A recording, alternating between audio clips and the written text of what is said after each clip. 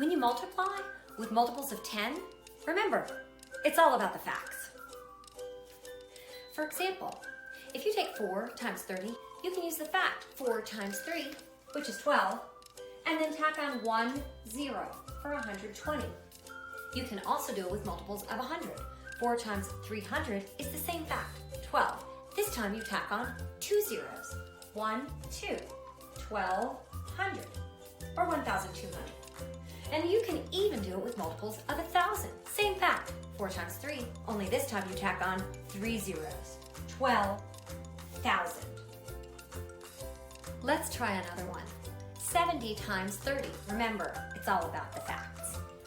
7 times 3 is 21. And you have a 0 from the 70 and a 0 from the 30. So I tack on 2 zeros and my answer is 2100. So remember, whenever you want to multiply with multiples of tens, 100, or 1,000, it's all about the facts.